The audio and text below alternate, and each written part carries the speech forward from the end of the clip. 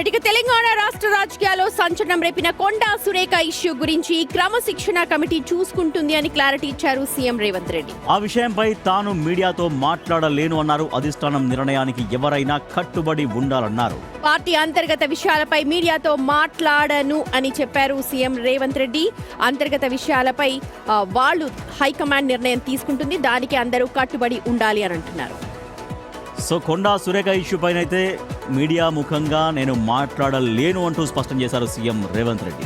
మరింత సమాచారాన్ని మా ప్రతినిధి రాజిరెడ్డి అందిస్తారు. రాజిరెడ్డి, కొండా సురేఖ ఇష్యూ గురించి ఎక్కడా మాట్లాడలేదు. అసలు ప్రెస్ మీట్లో దాని గురించి రియాక్ట్ అవుతారేమని చాలామంది చూశారు. బట్ అది అంత ప్రెస్ మీట్లో మాట్లాడడం కరెక్ట్ కాదు, అధిష్టానం నిర్ణయం అంటే ముఖ్యమంత్రి చెప్తున్నారు. సో ఇప్పుడు అదే ఇంట్రెస్టింగ్గా మారింది. ఇంకా కొండా సురేఖ ఇష్యూలో ముఖ్యమంత్రి ఏమీ మాట్లాడలేరా, ఏమీ రెస్పాండ్ కారా ఇంకా టోటల్గా అధిష్టానం నిర్ణయం వచ్చే వరకు?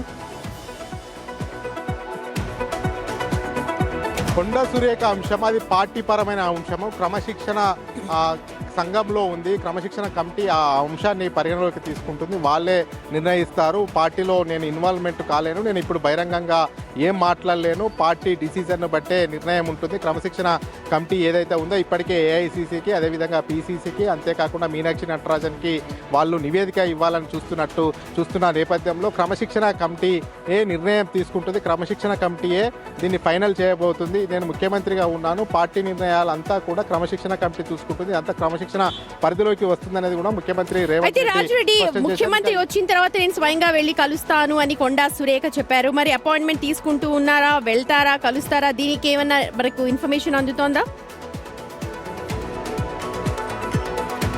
అంటే కొండా సురేఖ రోజు రోజుకు ఒక్కొక్క రకంగా వ్యవహరిస్తున్నారని చెప్పుకోవచ్చు. మొన్ననేమో ముఖ్యమంత్రి రేవంత్ రెడ్డిని కలుస్తా, ముఖ్యమంత్రి రేవంత్ రెడ్డి వచ్చేదాకా మాట్లాడాలని చెప్పినటువంటి కొండా సురేఖ మరోసారి షోకాజ్ నోటీసులకు సంబంధించినటువంటి వివరణ ఇచ్చింది. నాపైన ఎవరైతే ప్రెస్ మీట్లు పెట్టారో వాళ్ళ వెనకాల ఎవరో అదృశ్య శక్తులు ఉన్నారు, వారిపైన చర్యలు తీసుకోవాలని చెప్పింది. అంతేకాకుండా రేవంత్ రెడ్డి ముఖ్యమంత్రిని కలుస్తా అని చెప్పినటువంటి కొండా సురేఖ ఏకంగా ఏఐసిసి అధ్యక్షుడు మల్లికార్జున ఖర్గే దగ్గరికి వెళ్ళి బెంగళూరులో కలిసి ఇక్కడ జరుగుతున్నటువంటి పరిణామాలను అంతా కూడా వివరించింది. అయితే ముఖ్యమంత్రి రేవంత్ రెడ్డి ఈ రోజు ఉదయమే వచ్చాడు, బిజీ షెడ్యూల్ ఉన్నాడు.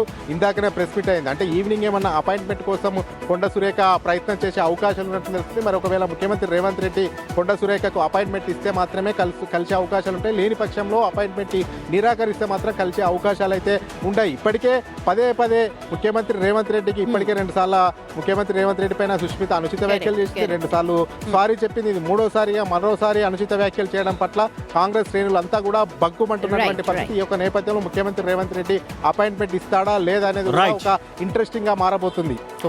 Thank you Rajireddy. సో ఇది నిజంగా ఇప్పుడు ఇంట్రెస్టింగ్, ఎందుకంటే ముఖ్యమంత్రి లేరు నిన్న మొన్నటిదాకా, ఇవాళ వచ్చారు కాబట్టి కొండా సురేఖ ఇష్యూ ఏం జరగదు. కానీ ఇక్కడ ఇంకొక చిన్న లైన్, అంటే ఆల్రెడీ అడిగారు రిపోర్టర్స్, అడిగితే అది క్రమశిక్షణ కమిటీ, నేను దాని మీద స్పందించాను, హైకమాండ్ చూస్తుంది కాబట్టి ఆయన కూడా ఒకవేళ ఇచ్చినా ఏమి అందులో డెసిషన్ తీసుకునే అవకాశం ఏం లేదు. అంటే మేబీ అంటే డెసిషన్ మీన్స్ అంటే కొంత కలిసి ఇష్యూని డైల్యూట్ చేయడానికి ఏమన్నా ఉపయోగపడుతుందా, ముఖ్యమంత్రి అపాయింట్మెంట్ కోరే అవకాశం ఉంటుందా అనేది అయితే నడుస్తుంది.